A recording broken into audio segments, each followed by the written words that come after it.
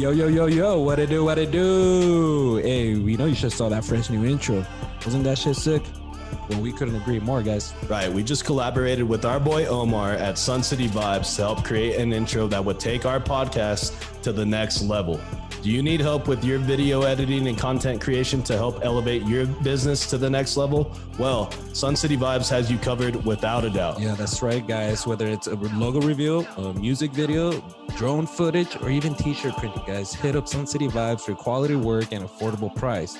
Shit, Omar even made us a sick-ass hat. Look at this. It's a fresh-ass hat. Fresh. Shit's fresh. Fresh. So yeah, guys, go help support those that support us and hit up our boy Omar and tell him Chris and Misa sent you from the podcast and help support a local El Paso business today. Let's go. Yeah.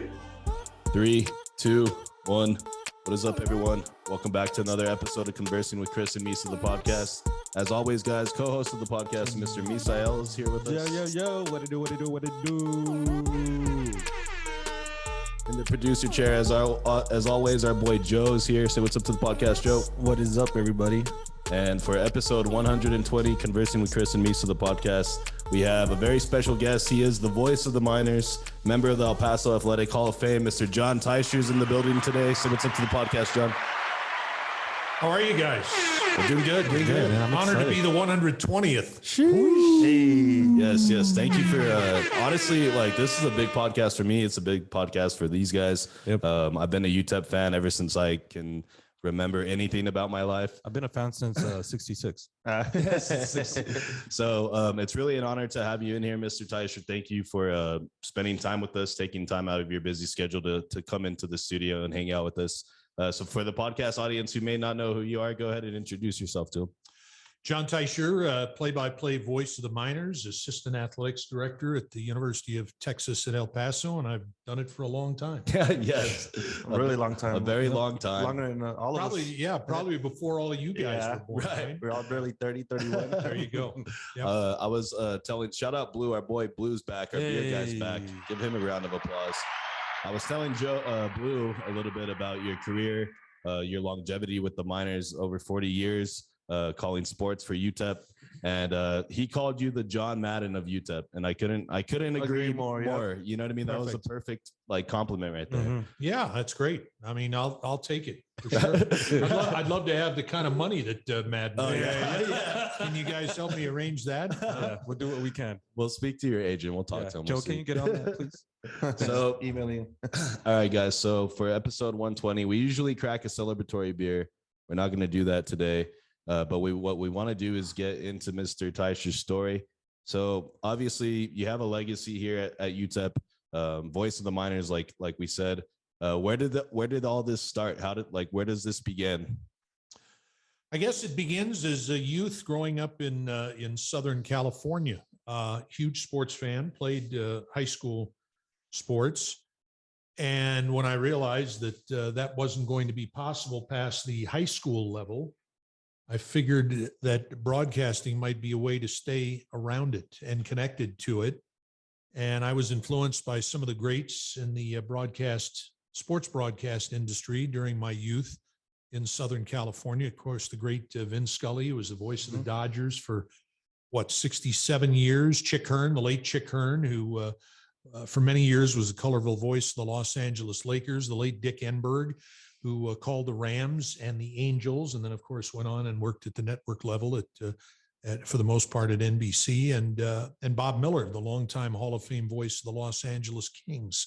So I had great influences in the sports broadcast business in Southern California, and I guess indirectly, they influenced me to go on and try and do it for a living as well. And again, combined with the inability to continue my athletic playing career past the high school level, I went to UCLA. We had a student-run campus radio station there, and I got involved from the very first day I stepped on campus, doing everything possible that I could do there. The middle 2 years I was there, I was the station's sports director, got to do a lot of play-by-play. And then the final year I was there, I was the station's general manager. And then, to make a long story short, 7 months out of UCLA, I was here in El Paso. I came here to do El Paso Diablos. Yeah, Diablos. Play-by-play. Diablos. on radio. And that was a great experience because it allowed me to do a 136 game schedule where you're virtually doing games each and every night. Right. And you're traveling with a team and you're going out of town and you're doing games home and road. So that's how that developed. And then I had no idea what I was going to do after the first Diablos season ended. And I wound up getting the New Mexico State play-by-play gig. I was very, very fortunate, got a break. And the group that helped me get down here to El Paso to do Diablos games also picked up the New Mexico State broadcast rights. And I became the voice of the Aggies on a 10-station network throughout the state of New Mexico, calling New Mexico State football and men's basketball that first year. Then the second year I was doing the Diablos games, I got a call in the middle of the summertime from Jon Teicher, who himself was a former UTEP radio voice. He was the general sales manager of KTSM AM radio, which at that time had the broadcast rights to the Diablos and also had obtained the broadcast rights to UTEP athletics. And Mr. Phelan asked me if I wanted to come over and become the voice of the Miners. And it took me about a half second to affirm his question. And after 1 year at New Mexico State, I left the Aggies and became the voice of the Miners and have been so ever since. Wow, that's awesome. He's like, peace out, Miners. Yeah, well, no, Aggies. He's Aggies. Peace out, Aggies. He's going to the Miners. Yeah, I've seen it from both sides, though. Right. I've seen that, And that's where the rivalry started, guys. Yeah. That's where it started. Because he came to the Miners. Yeah. Yeah. So when you're back in UCLA and you said you're working at like the UCLA student radio, which would be like the equivalent to something like KTEP here at UTEP, Sure. is broadcasting like right away when you stepped on campus, you knew that was it? There wasn't like any other interest in maybe being a doctor or being like a lawyer or anything like that? It was always going to be broadcasting? No, I knew it beforehand. I knew it before I got to UCLA, and I knew that UCLA had a campus radio station. That's part of the reason that I went there, to be able to get some practical experience. My degree's in political science. Right. So my educational tract had nothing to do, frankly, at least formally, with what I'm doing and have done my entire adult life professionally. It was political science was actually a fallback to law school in case broadcasting didn't work out. Fortunately, broadcasting did work out, but working at UCLA's student-run campus station gave me the practical experience that was necessary to go on and do this professionally. And you were honest. You were actually born in Detroit, right? In Michigan. Yep. And how long were you there until you made the move to California? Was that all the way up until college? No, the family moved west when I was about 6 or 7 years old. So essentially I grew up in Southern California, but I am a Michigan native. Okay. And then what do you remember about first coming to El Paso? I know you said you started with the Diablos. El Paso at that time was a very different city. This was, in what year was it that you actually came to the Diablos? January of 1980. Wow. I made my way with a packed Datsun hatchback.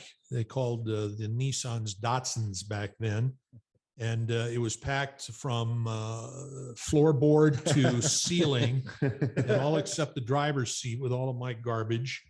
And I rolled in the last weekend of January in 1980 to become the voice of the El Paso Diablos. And obviously I knew a little bit about El Paso, but when I rolled into town, I looked as I passed through the UTEP campus on I-10. I looked to my right and I saw what was Juarez, except I didn't know it was Juarez at the time. And I thought to myself, wow, I said, housing is going to be even more affordable than I thought. If only, man. If only. That was just Southern Park. Yeah, and that's crazy because like I said, this is the 80s. I mean, this is a long time ago. The Diablos were actually probably what I would say, I mean, obviously not the most popular sporting attraction in town, because at that time the Miners basketball team was pretty good. But the Diablos, I just remember being a mainstay over at Cohen Stadium. What like favorite memories do you have from calling Diablos games? Well, you have to remember at that time, and you guys wouldn't remember because you're Quarter too hot young. dogs. The team was playing not at Cohen Stadium, but at Dudley Field, right that's across right. from the zoo, which of course doesn't exist any longer, nor does Cohen Stadium. And actually, Diablos baseball was very, very popular Right. at that particular time. Jim Paul was running the club, And Jim, and there are a lot of people now that don't know this, but Jim actually was at the forefront of a lot of what sports promotion has become. Jim was doing a lot of the things that are done routinely now, except back in that time and era and day, Jim was the only one doing it. He was the first one to do it. He was the first one to bring the San Diego Super Chicken, Ted Giannoulis, into a minor league park. Right. He was developed and discovered by the San Diego Padres and had been an exclusive to the Padres until Jim asked him to come and do games here in El Paso. And then he started making the minor league circuit as well when the Padres weren't playing a home game. So, Jim did that. Jim did nickel hot dog night. Jim did quarter beer night. Mhm. I mean, Jim did used car night. I mean, you name it. Jim Paul did it, but Jim Paul was the one. Oh yeah. What's that? Oh, absolutely. Jim would partner with a used car dealer to give away any number. It might be 6, might be 8, might be a dozen used cars on a given night. No guarantee that those things would run. Right. Some of them might barely run, But they were there. but it was a heck of a lot of fun, and it put rear ends and seats at Old I'll Dudley go right Field. now. Yeah, right. Yeah, That one sure. in a used car. Sure, who wouldn't? Right. Yeah. Yeah. And then it's interesting you say that because, I'm a big locomotive fan. I've been to the games. They have like their Taco Tuesday where they have like, $2 tacos. They have their $2 margaritas. They really do build in Bring the your dog. promotion. Yeah, they do all these things to get people into the stadium. And like you said, this was kind of started by Jim and really like pushing these events and these ways to get people into the stadium. So that way you have a nice crowd and, it just makes for a better atmosphere. Well, and when you have 68 home nights per season, That's true. Yeah. and when winning really isn't the top priority, being entertained is the top priority. You had to figure out a way to get people into the ballpark. People want something to do. Yeah. Give them some beer for a quarter, man. Just do something. Friday nights, quarter beer nights. Yeah. Oh, dude, Yeah, I can only imagine that. In fact, I think before that we had dime beer nights. I think back, Jesus. even back at the start, nickel and dime beer nights. I remember back in the day. quarter hot dogs. Yeah. I remember my dad taking me in like just for the hot dogs. Let me tell you a little story when those hot dogs were made, though. You're not going to start if you've got a 7 o'clock game. You're not going to start making hot dogs at 7 o'clock or even at 6:45. You might start at 9 in the morning, and they had these big styrofoam coolers. Yeah. Big They don't styrofoam keep 'em coolers there. that they just jam packed Since 9 in the morning with hot dogs. Dude, that's what started my growth. Yeah, well, For sure. and people went crazy for these things. I Yeah. mean, they stuffed their pockets Yeah. with these things at a nickel and a dime a piece. Yeah, you can't beat and that. feed their entire family. Are Yeah. you kidding me? That's true. You Yeah. go to the ballpark and you get you're able to feed everybody in your family just like that with a few cents. Yeah, that's interesting. And I mean, obviously, the Diablos aren't around anymore. You got, the Chihuahuas and the baseball. Like El Paso's kind of always been like a baseball, I guess like a baseball city because baseball's always been popular here. But what do you remember about getting into UTEP and deciding to do play-by-play for the minors? Like, what was the biggest difference between working with them and the Diablos? Well, obviously, the atmosphere at a university is much different. Although the first 20 or so years I did the games for UTEP, I was in the employ of whichever station had the broadcast rights. And then in 2000, we brought everything in-house and I became an assistant athletics director as well. So my time calling the minor games has been in two different existences, if I might use that word. And again, I think it's been far more interesting since I became a UTEP athletics employee in 2000 and actually have the opportunity to work day in and day out on a college campus. I've really enjoyed that. But, I'd done college play-by-play while a student at UCLA, so it wasn't something that was foreign to me. I don't know that I understood exactly how popular UTEP athletics completely was to the people of this community until I started doing it myself. Obviously, I was aware of the 66 national championship and all the great success that Coach Haskins had during his Hall of Fame career, but I didn't realize necessarily exactly how much that UTEP athletics and particularly UTEP football and basketball meant to the people of this community until I started calling the games. Right. And like one of the big reasons I even know who you are is I just remember being like going to the games with my dad. My dad's always been a huge supporter of UTEP. Or if we weren't at the game, we were listening to the game on the radio. Yep. And you know, your voice is so distinctive; it stands out. I can remember hearing it as a child, and it kind of still sounds the same. Yeah, today. I don't think it's changed at all. Yeah, it's kind of crazy. You know what I mean? Because like you look back, I mean, I'm It's 30. like a nostalgia feeling. Right. I'm 30 years old. I can remember like me and my dad sitting outside of school, listening to like a UTEP basketball game or a football game, whatever the case may be. So it's really cool that like we actually have you here to get like your full story. Cause I'm sure a lot of people don't really know like your whole career path, how you got here. No, but what you're talking about, I think, is one of the great things about sports broadcasting because it spans generations, Right. Yep. as it did for me when I was growing up in Southern California, listening to Vin Scully as a kid. And when I was an adult, I still listened to Vin Scully up until the time of his retirement on satellite radio. Right. So that's the great thing. You know, people may not know about the backstory, but they may have heard a game or games or seasons that I've done because that's what sports radio does. Sports radio broadcasting, it spans generations. Right. Wow. No, it does. Round of Yeah, for applause sure. to that. And I think it's like it really shows the importance of like having like a good broadcaster.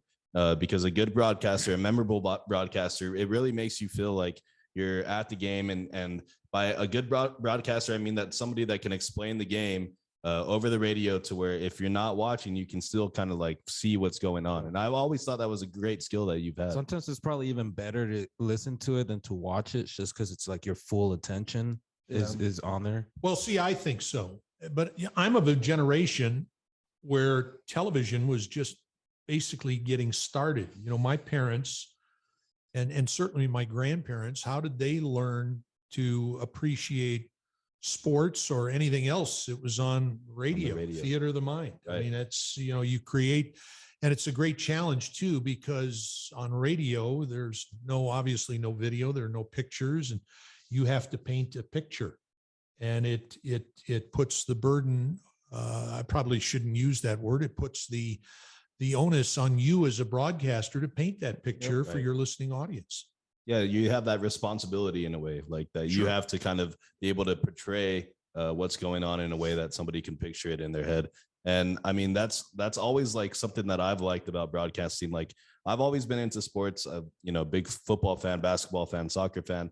But I remember being little and like playing like Madden and acting like I was a broadcaster and like calling out the plays and stuff. And like, I was, yeah, I mean, I might've been losing or whatever, but I just remember doing that actively as like a young kid.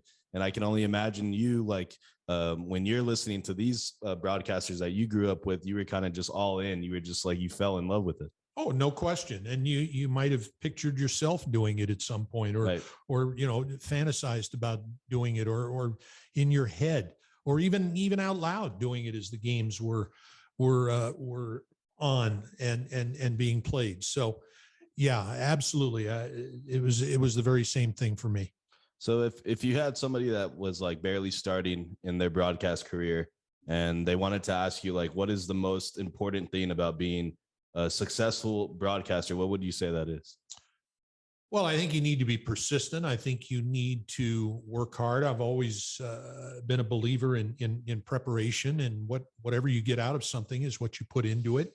I think that's imperative. I think trying to get as much experience as you possibly can. I think the toughest thing, the most challenging thing about broadcasting, particularly in this day and age, where the demand far exceeds the supply, or certainly the demand exceeds what's available, is getting your foot in the door. I mean, just to be able to get your foot in the door and establish yourself is the most challenging thing there is.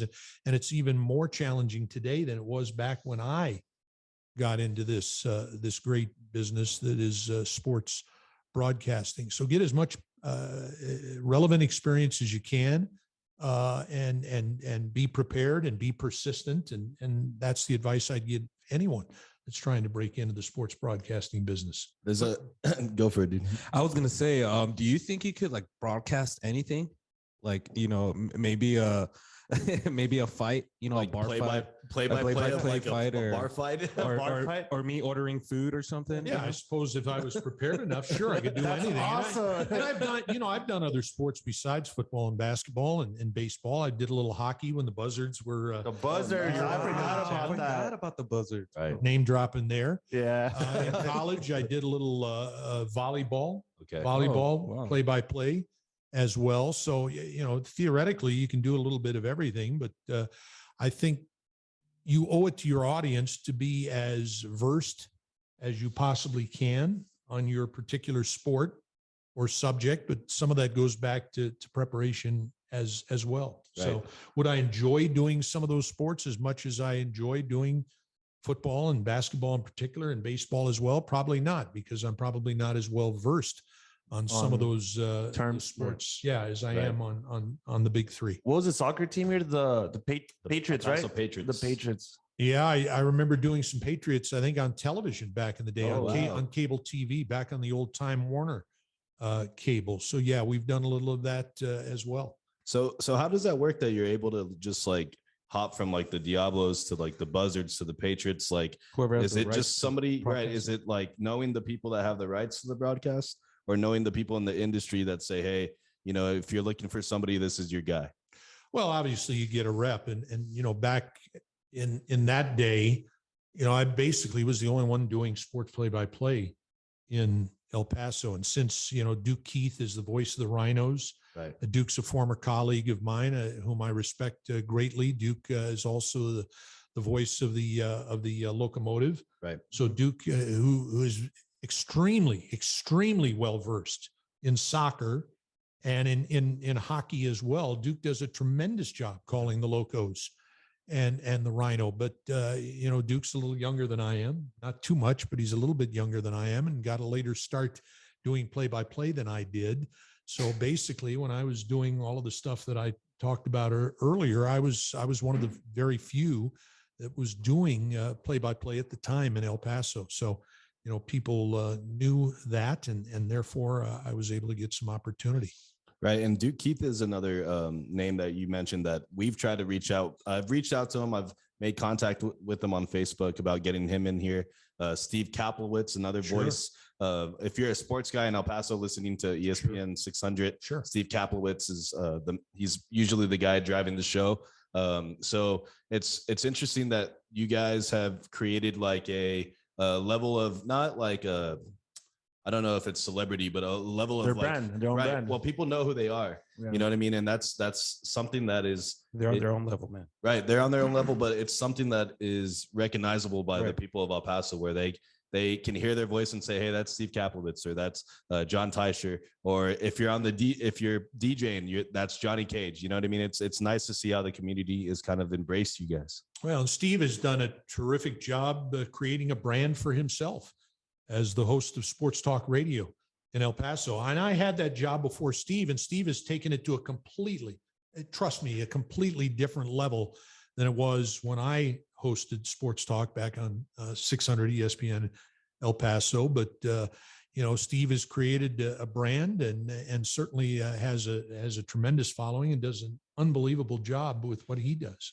As far as comparing like doing a talk show, like a sports talk show, to broadcasting a game, what are the different challenges that you see when you're trying to do a live show as compared to a broadcast?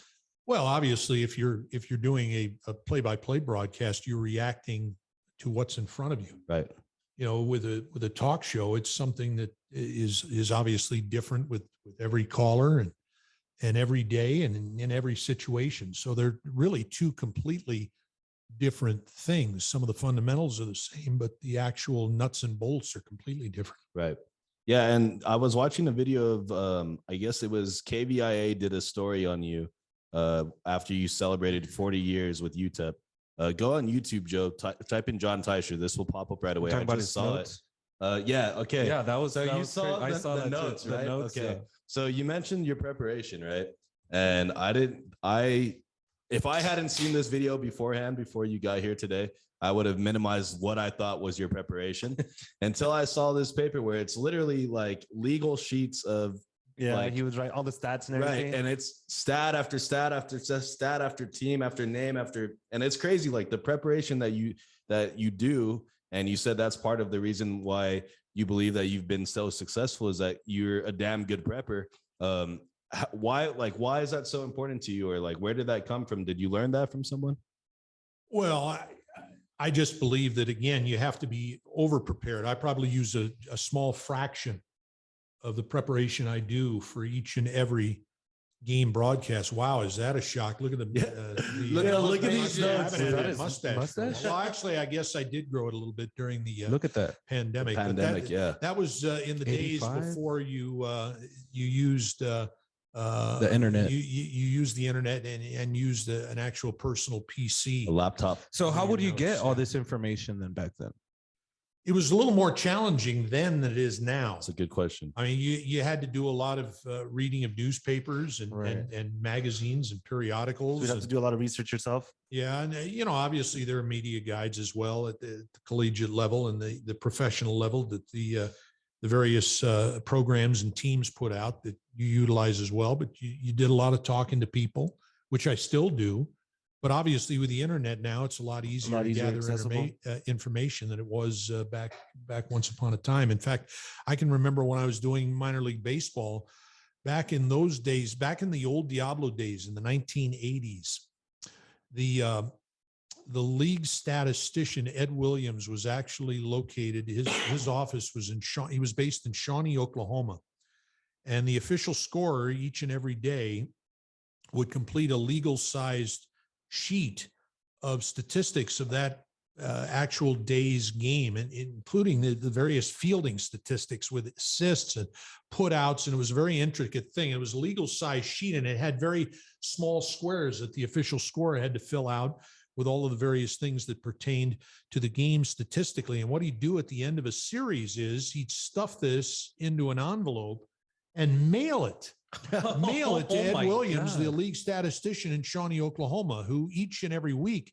would update the league statistics. But by the time you got those statistics back, they might be a week, 10 days, 2 weeks old. Right. So basically, when I was doing the Diablos games, I was actually the official Diablos the unofficial Diablos statistician. I was keeping Diablos stats on a day-to-day basis just for my own purpose and that of the opposing broadcaster. And if the opposing team was not doing a play-by-play broadcast at the time, which was frequent, a possibility back then, not anymore. Not everybody does it, but back in the day, not everyone necessarily was producing their games. I was not only doing the Diablos stats, but I was doing the opposing team stats at least during that series. That's hard. You got to keep track on a of daily both. basis. ERAs and batting averages. And all that God stuff. bless. But I enjoy that sort of stuff. Right. I enjoy it. And you know what? That's crazy because, like, being small, you know, when I was little, I never really think about how is it that this man who's talking knows everybody's name and like history and stuff like this. This guy must be obsessed with basketball. Yeah, what I do, I work hard at what I do, guys, but I don't consider what I do to be work. Right. For me, it's my passion. Yeah. So it don't feel like you're working. It's fun. And I think if you're going to be successful at anything you do, anything, absolutely anything, it has to be enjoyable and it has to be at least somewhat of a passion. Try to replace me, but bitch, I'm one of a kind. You know, I be racing up on the highway 95. Look, I don't give a fuck why these niggas hating on me. Oh, wait, because I got your bitch tripping on me. She said my love promethazine got her leaning on me. Spanish mommy with that accent, bet she call me Poppy. Okay, yeah, she be hitting my... Yeah, that's true. There's another moment in that YouTube video that we don't have to show it, but it was interesting. Kind of what we were talking about, sports talk. UTEP in 1992, they beat Kansas in the NCAA tournament. They upset them. They upset them, which was like a big deal. Yep. And you were on the call for that game. And then I think I heard you say something that you, and I don't know if it was you and Coach Haskins, but you and somebody on air took calls for 7 hours. For 7 straight. hours, him and Haskins, Coach Haskins. We at that time, and they've revived it at 600 ESPN, although I'm not doing it anymore. We did a post-game show called Minor Talk after the actual play-by-play and the post-game show, the formal post-game show, Minor Talk, where we solicit calls from the listeners. And we did that for several years after the game broadcasts. And it was Bob Fields who was doing color for me at that time. Bob was actually the sports director for Channel 9 here in El Paso, and he was doing color for me that particular year, the last half of the year on the UTEP basketball broadcast. Such was the excitement level of El Pasoans after the Miners knocked off the top seed in the tournament, Kansas Jayhawks, to earn a spot in the Sweet 16. It was the last game of the day played in Dayton, Ohio that day, and we sat there in that arena and took calls for 7 straight hours. 7 hours. 7 People from El Paso calling. Yeah. That's normally the show lasted an hour, maybe an hour and a half. That's what I was going to say. Maybe 7 hours good taking night. calls. Yeah. 7 hours. What were these calls mostly about that you Just remember? people expressing their delight and excitement at UTEP, winning their second game in that year's NC2A tournament and going to the Sweet 16 of the NC2A championship. Yeah, That's so cool. 7 hours. Like that shows how important UTEP is to this community. Yeah. I'm not sure I could do that. I'm not sure I have the stamina, right, the endurance to be able to do that anymore, because when you've done a game, a football broadcast, when you consider we do an hour-long pregame show, the play-by-play might be 3.5 hours in length, the way they go now. And then you do another hour or so in your post-game show, you're talking about 5.5 hours. And, 6. if I've been doing this for 40 years, guys, I'm not 30 years old anymore. right. Yeah. And I didn't start it when I was 5, although that's what I try and convince the people sometimes. So, back in the day, I could do that. I'm not sure I could do that anymore.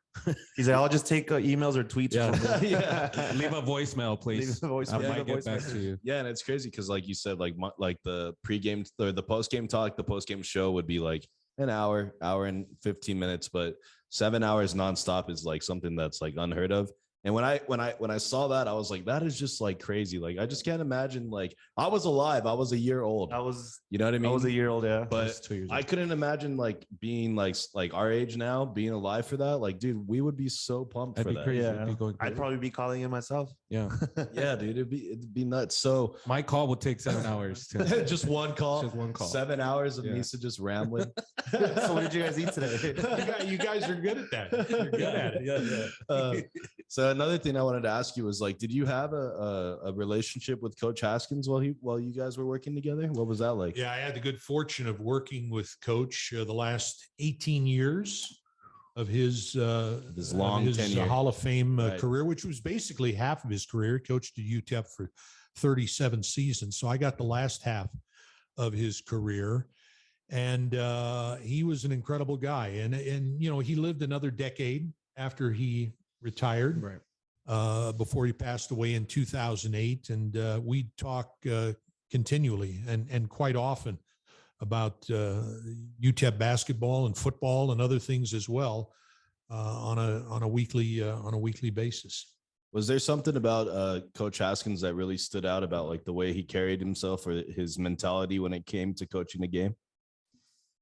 To me, he stood for everything that was right about the game. And, I've always said that athletics, particularly the higher the levels it's played at, but even at the youth and high school levels, the lessons you learn from athletics can carry over to the rest of and your entire life.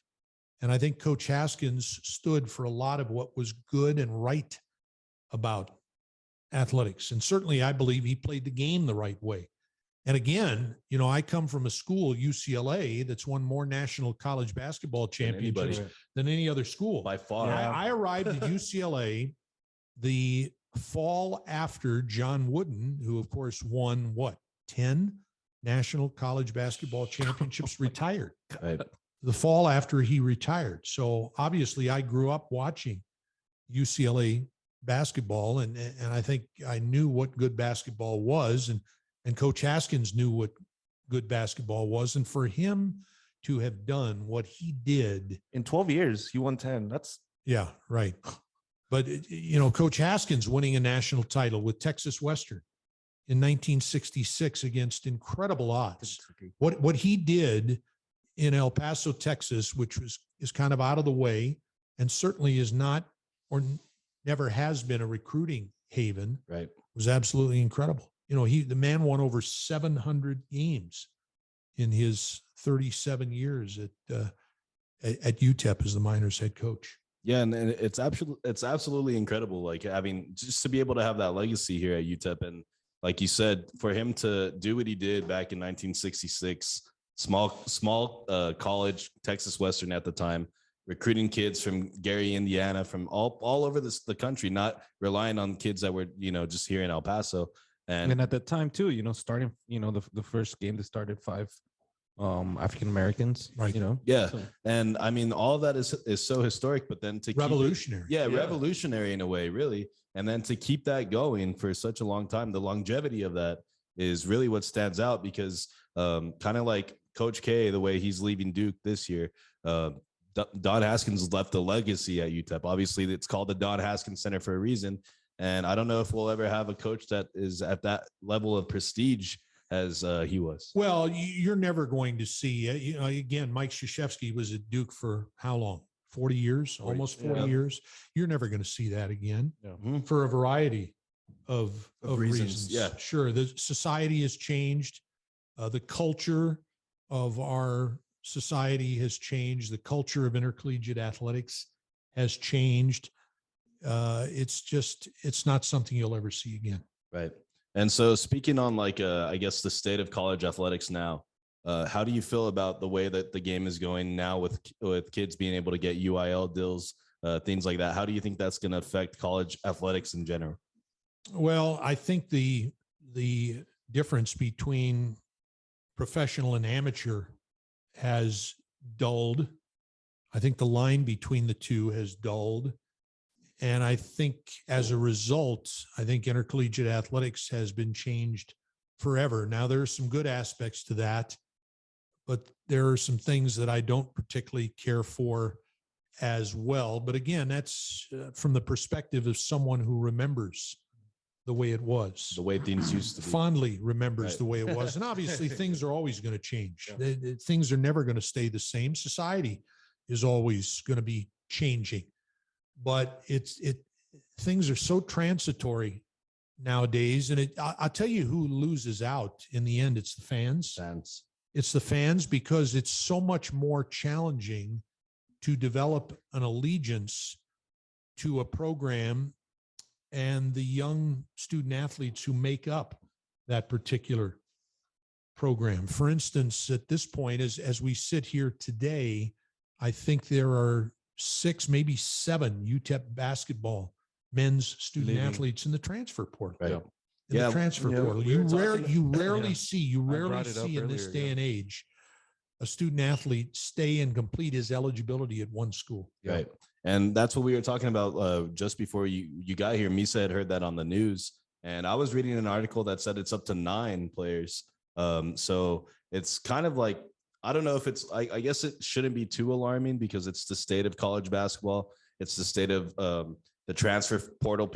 Players weren't able to just move around the way that they can now. Before, it was like, if you transferred, you're going to sit out a year. You're going to redshirt. You're not going to be able to play right away.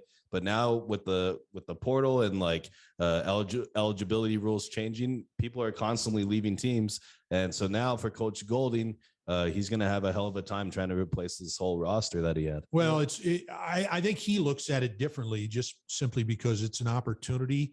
And again, he was a year ago at this time, he had yet to be hired. Right.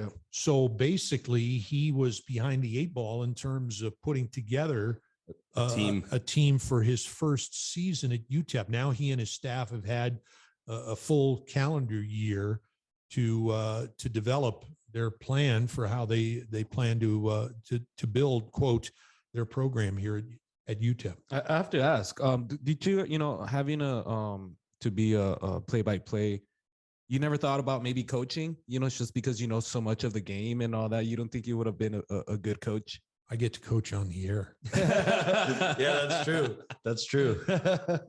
I think that's better, right? Yeah. Than actually being the coach. I would rather be the on-air personality, I would say. I'm close to it, but I don't have that responsibility and that burden. And all right, so we had a bit of a hiccup there, but we seem to be back online here, and we're back in the driver's seat. Mr. Teicher, we were kind of just talking about how the pressures that come with coaching and the responsibility that the fans will place on the coaches, when results aren't going right. Obviously, it's tough, whether you're a UTEP coach, a local coach, Chihuahua coach. I mean, there's always expectations. I'm sure you've seen that here, being a part of UTEP and seeing the different coaches that have come in and out of the program. Is there any other coaches that stand out to you besides Don Haskins, maybe like a Billy Gillespie when he was here at Doc Sadler? Well, sure. Clyde Gillespie this was his first head coaching job, and obviously he parlayed that his success in 2 years here into an opportunity at Texas A&M, and then working for one of the preeminent programs in the history of the sport, to the University of Kentucky. Everyone in the basketball world knows of Billy Gillespie, Doc as well, and had an opportunity to work for more than a decade with Mike Price as UTEP's football coach. I think one of the more colorful and enjoyable football coaches ever. But one of the things you talked about, and I wanted to touch on it because social media and the pressure it puts on coaches and student athletes and everything, that's probably the biggest change that I've seen during my time in sports broadcasting, and certainly in the last 10, 15 years or so is again, the advent of social media and how it changes everything. Because everybody obviously has their opinion. But basically, everyone had to go to sports radio. Right. Or come to the games and shout at whomever. To have their voice heard. Yeah, exactly. And now everyone has a voice. Yeah, you can't comment on an athlete's picture on Instagram and let him know how bad he did that last game. You know what I mean? So it's a lot more accessible for people, but at the same time, that's not always a good thing. No, absolutely not. I mean, it spreads a lot of positivity, but with that as well, it spreads a lot of negativity. Oh, yeah. Yeah, and then that's like another challenge that a lot of people didn't really foresee coming.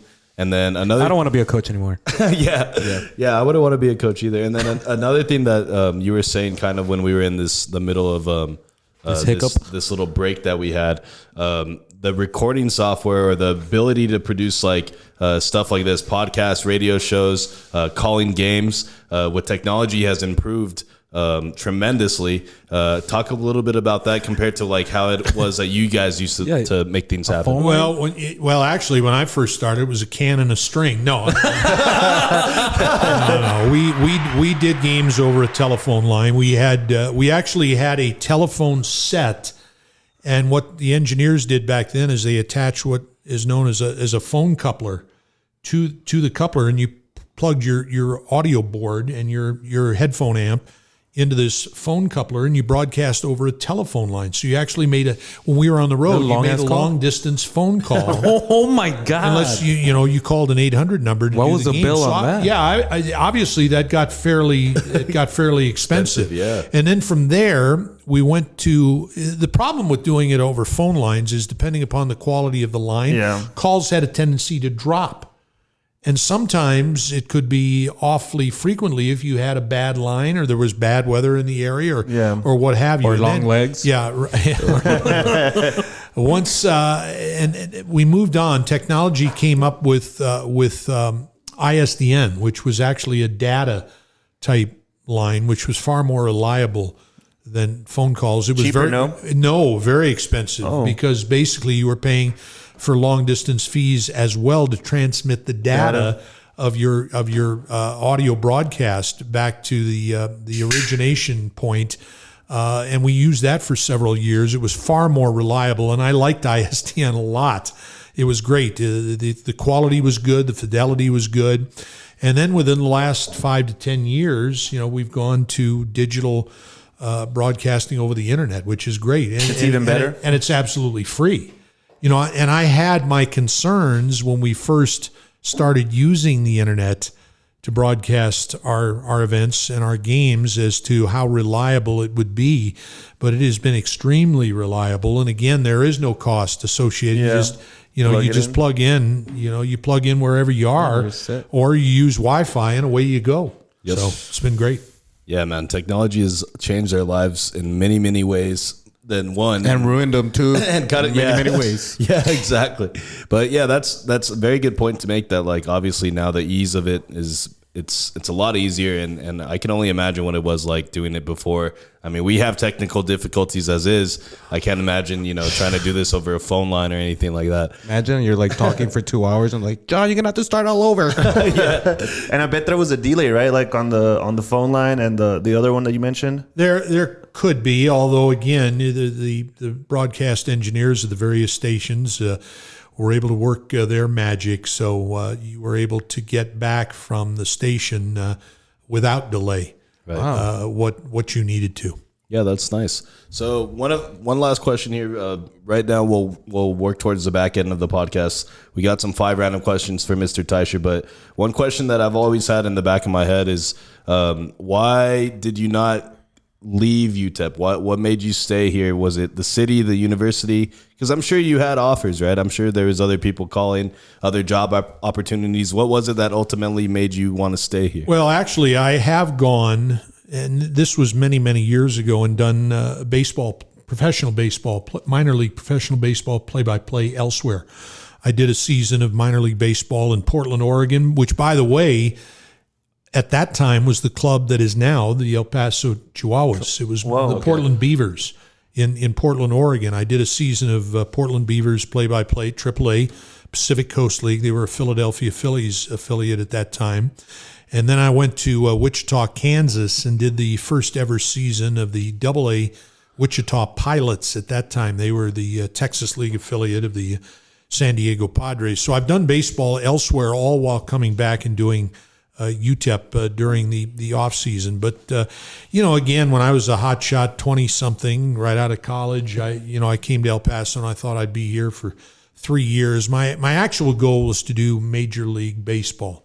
That's what I wanted to do when I first got started in this stuff, and I had no idea that the university stuff was going to develop. But I so fell in love with this community and actually married and had a family here. He's like, ooh, I like the Latinas. And the food. There's a lot to like about El Paso. Right? There is. I consider it to be one of the best kept secrets in America. We talk about it all the time. Yep. Don't say it too loudly because we, and again, the area it's virtually tripled in size since I first arrived here more than 40 years ago. But there's so much good to El Paso, and just the importance that the university as a whole and its athletic program in particular have for the people of this community is largely what kept me here. You're talking about a big fish in what now I guess is a fairly big pond as well. Back when I started, it might have been a smaller pond. It's become a much bigger pond. But just the status of UTEP's athletic program within this community has had a hand in keeping me here as well. Yeah, that's interesting. I mean, and like you said, you've gone elsewhere. You've tried different positions, different calling baseball in different cities, but you've kind of always found your way back to the city of El Paso, UTEP. It seems like you call this place home now. Obviously, 40 years with UTEP. It's obviously a place where you found a good niche for yourself, and you've been able to carve out your lane. What do you feel about like the legacy that you're going to leave behind when it comes to broadcasting? Well, I just hope people have enjoyed UTEP athletics because of my work. When they think back of my time as UTEP's play-by-play voice, again, I think people tend to associate certain things with athletic programs and university athletic programs, and certainly the play-by-play voice is one of them. So again, spanning generations, you talked about your own father listening to the games, and that's kind of how you learned how to interact with UTEP and listen to the games yourself. So it's that sort of thing that I kind of think of when I think of a so-called legacy. Right. Yeah. And like I said, I'm sure down the line, there's going to be another broadcaster that comes in and steps into into your role. But I think one thing for sure is you'll probably always be known as the voice of the minors, I would say, for sure. For sure. Let's give him a round of applause for that, Misa. So, What a crowd. right? Yeah. There's more in the back. Yeah, there's more in the back over there. more. You can't see him This there. place is packed. Mr. Teicher, before we wrap up the podcast here, I do want to thank you again for taking time out of your day to be here. I was looking for you on social media. I didn't really find you on social media too much. I found you on Twitter, and I don't really use He's on Twitter that much. I'm not even on Twitter. Yeah, I don't really use Twitter that much either. And then I thought of I was trying to figure out a way to reach out to you. And I was going through my UTEP email one day because I'm a student there. I'm studying media advertising. And I said, who has a UTEP email that's probably in my address book? Jon Teicher. And then boom, right away. And honestly, I sent you an email on a Sunday afternoon. And then Monday morning when I was at work, pop open my school email and boom, I had a response from you. So thank you for that. I really, really do appreciate it. I do want to share with you, the only reason I have a Twitter account is because it assists me in what I do. I mean, you need to promote, you need to self-promote in this day and age. You need to promote not just yourself, but obviously the university's product as well. And that's the only reason. And I'll be honest with you, there are times that I forget to tweet, particularly during the season, and I have to kick myself or remember at the very last minute before, for instance, a coach's show or a game broadcast. And there are times during the off season when there are no games that I go radio silent. Right. And not only radio silent, but Twitter silent as well. Silent across the board. Exactly. I may retweet things, but as far as creating my own content, it doesn't happen. You're doing a good job. You got over 2,300 fans following you, and that's more than what me, Joe, and Chris have together. Yeah. Well, you guys are still growing. But yeah, Mr. Teicher, like I said, thank you very much for responding to my request to be here. We really do appreciate it. With that being said, guys, let's transition to the back end of the podcast here. We're going to do 5 random questions with Mr. Teicher. Does anybody know what time it is? What time is it? Does anybody have the time by chance? It is time for the 5 random questions here at Conversing with Chris and Misa, the podcast, hosted by your boy, Chris Marcus. Hell yeah, guys. Thank you guys again for being here. Joe, Blue, Misa, everybody, Mr. John. We have some 5 random questions with you. We like to do this with almost all of our guests that we have on the pod. We kind of just get to know them a little bit better. These questions are just that. They are 5 random questions. Nothing too serious, nothing that you have to worry about. Question number 1, Misa, can we get some music, please? Mr. Teicher, you spent some time here in El Paso. Out of all the places you've been to eat, what would you say is your favorite place to get some food at here in El Paso? Wow. That's a tough one. That's a very tough one. That's tough. Well, first of all, it'd be Mexican. That's for sure. Mm-hmm. But, again, is it Avila's? Is it Leo's? Is it L&J? Is it Kiki's? Is it GNR? And I could go on and on and on and He on. probably knows about spots that we don't even know about. That's true. I'll take them all. Or there were spots that were open way back in the day that he knew about that we didn't get a chance to experience. Nah, to be honest with you, most of the places I go were open back in the day when Leo's, Well, Avila's. dude, he hit us with Kiki's. the trifecta right there. Yeah. Leo's, You don't have to Avila's, say no more. That's and it. L&J's. That's Kiki's. like Jesus Christ. outstanding. GNR underrated down near just above downtown on what is it, Campbell in Nevada? Okay, that's Really good. That's really kind good. of a low key What's your spot. favorite Yeah. thing to get from there? Well, almost anywhere I go, I'm an enchilada. I knew it. aficionado. Red or green? I'm generally green. Ooh. Although we'll do Christmas on occasion. there you go. We'll do Christmas on occasion. I love green. I actually like the Christmas ones at Leo's. They're amazing. I love the good, cheese they dude. use. Yeah. Do you put chicken in those enchiladas? Sometimes, I do all the time. Yeah, chicken, cheese. I mean, it doesn't make any It difference. don't matter. I'll take them Yeah. off. Amazing. Put Hell an egg on top that of was that. That was a very good Yes, answer, Mr. Tyson. that's right. Even with, Great. I love it. even Gotta with have an an egg on top? I've Yeah, never dude. done that. I don't. And know. then enchiladas. Never had an egg? No. Wow. Enchiladas montadas, bro. Get Yeah, to Oh it. my they're called, gosh. No, I don't like that. I'm hungry now. Are you the type of guy to put an egg on a cheeseburger? That's like a thing apparently too. It's the breakfast burger. It's not something I ordinarily do, but I'm not against the You're idea. not opposed. No. Hey man, if you want a burger for breakfast, just add an egg. That's what I say. That's funny. He's like, I'm open to that. Boiled egg, scrambled egg, whatever egg. All right, question number 2, Misa. Let's get some more music here. So, since you fancy yourself a big basketball fan, Mr. Teicher, I kind of am forced to ask this question. Would you go with LeBron James or Michael Jordan, and why? Well, you couldn't go wrong with either one. Right. Okay? They're both great Phenomenal. champions, but being a little more old school leaning as I am, for me, it'd probably be Michael Jordan. Right. I'm gonna give you a round of applause for that because I would be too. What about you, Chris? You look a little disappointed with that answer. No. I mean, MJ all day. I would say like for a certain Curry. Yeah. Well, yeah, I'm a big Steph Curry fan. Yeah, get outta here. We got the poster here, but I think it's the all-time debate, Jordan or LeBron, and I just wanted to get Mr. Teicher's opinion on that. And he's a Jordan guy. I didn't expect anything less. Look, the Lakers didn't even make the playoffs. Right. That's why it's kind of like, but it's LeBron's career is not going to be judged on 1 year. Yeah, it is. You know what I mean? It's Yeah, going to it be is. judged off the longevity. Well, I'm going to bring up a guy that I'm wondering if all of you guys have heard of from back in the day.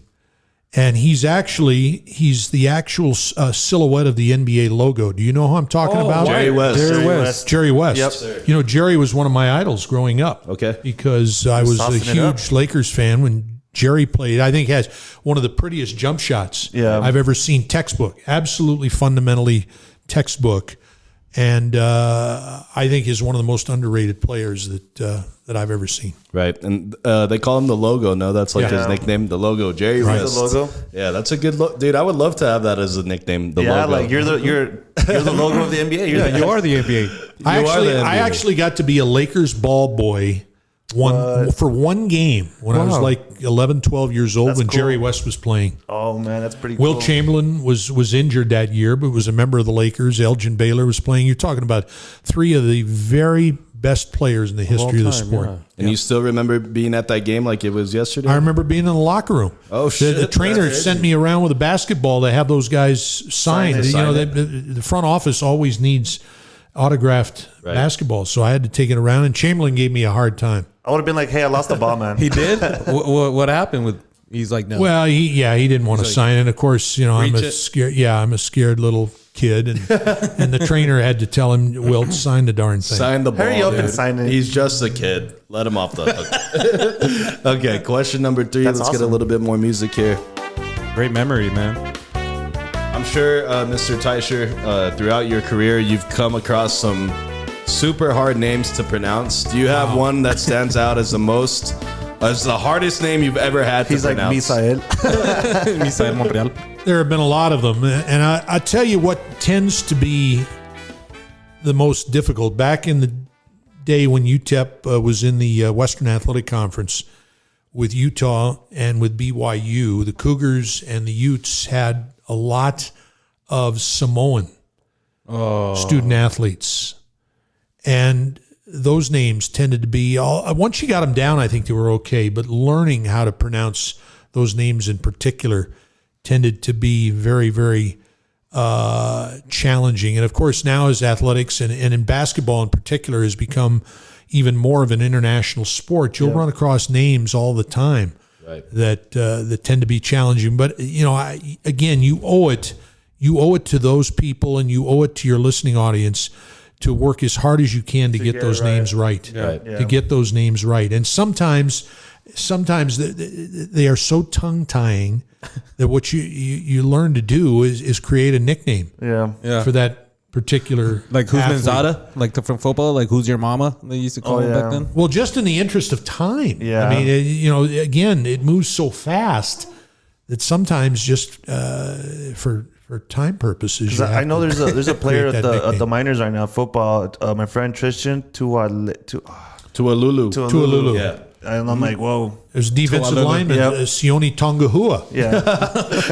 Takahua? Yeah, and then like another one Tongue-tied-ahua. always the one that comes like straight to mind is Giannis Antetokounmpo. Oh yeah, that one's hard, dude. That one's hard, dude. I didn't even know what he said. And but some yeah. people, right? they're like, we'll just call him Giannis. We're just gonna, that's it. Giannis. That's as far as I'm even gonna try. But yeah, I mean, like I said, over the years, I'm sure you've seen some crazy names, but Tuyasa Sopo. yeah, Jesus okay. That sounds like a soup or something. Oh, okay. Misa, question number 4. Let's get some music here. Let's get ready to wrap this up, guys. Question number 4. Mr. Teicher, in your opinion, what is one movie that everybody should see?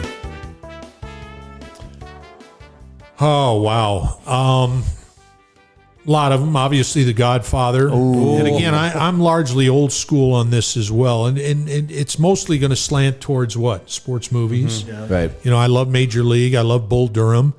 I love For the Love of the Game. Glory Road, obviously. I was waiting. to I was go like, watch that right now. Road, yep. We Are Marshall. Yeah, that's Oh, a good We Are one. Marshall was with the best. Marshall having been a Conference USA mate with UTEP over the last nearly 20 years. So it's got to go towards sports movies. Remember the Titans? Remember the Titans Sure. is a great one. Sure. Oh, yeah, a good absolutely. one. One of the ones Right there. that I used to like a lot when I was little was that Little Big League one where the kid becomes a pitcher because he broke his arm. It's the worst like role or like the worst like possible way you could make a movie, but I mean I love that movie. like But, the outfield? it doesn't cover all sports movies. For instance, The Mighty Ducks. Forget it. Get him out of here. Forget it. What about Rudy or Friday Night Oh, Lights? sure. Rudy, Friday Night Lights, Friday top Night notch. Lights is great. Top Yeah. notch. Yeah, Top notch. Get the Mighty Ducks out of here. They're not even that mighty, bro. Any Get Given them outta Sunday? here. Any Given Sunday? I didn't like that one. Varsity Blues was cool. I thought that one was cool. But all right, anyways, there you go. The Replacements? That was It's actually a good one. Okay, question Anyways. number 5, guys. Last one here. Mr. Teicher, what toppings go on the perfect pizza? Whoa. He's like enchiladas. You know, they put eggs on pizza.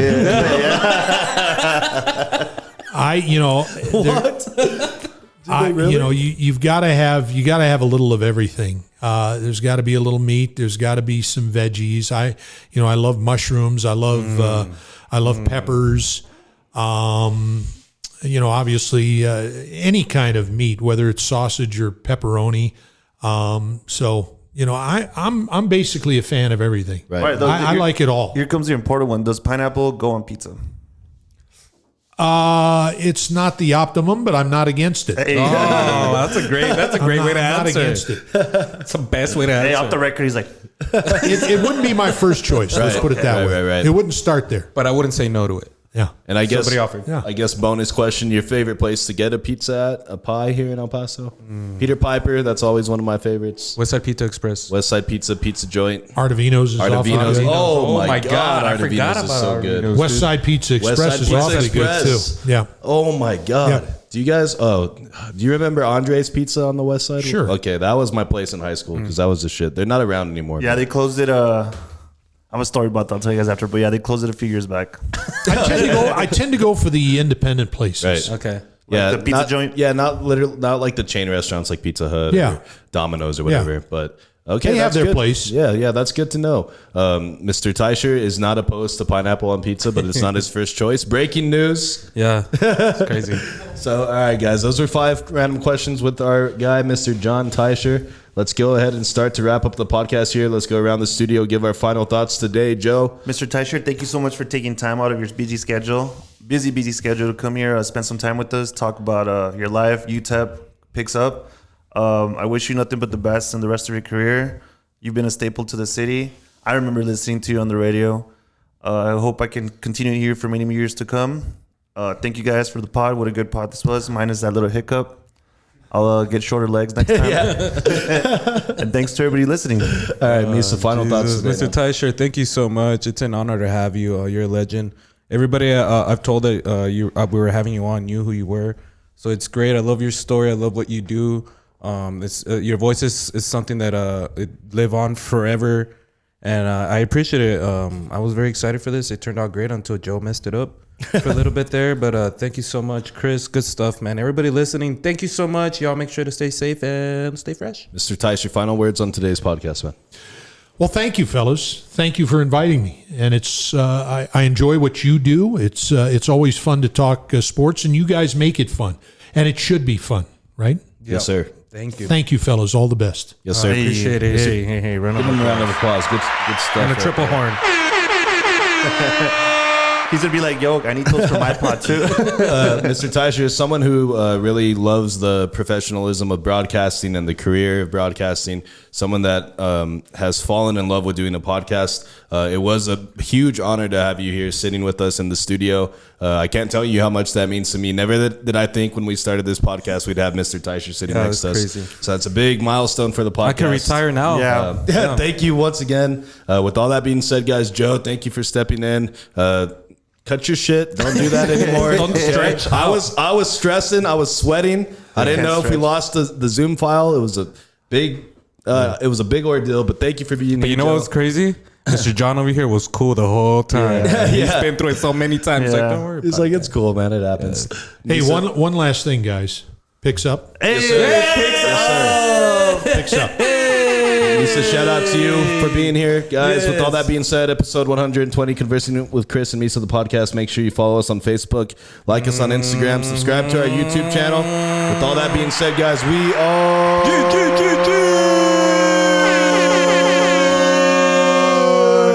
Peace. out! Bitch, I get you tapered like a new fresh haircut. Put it in ignition, now a nigga got his keys stuck. Zanny got amnesia, hoes down, G's up, bitch. Ooh, hit me back with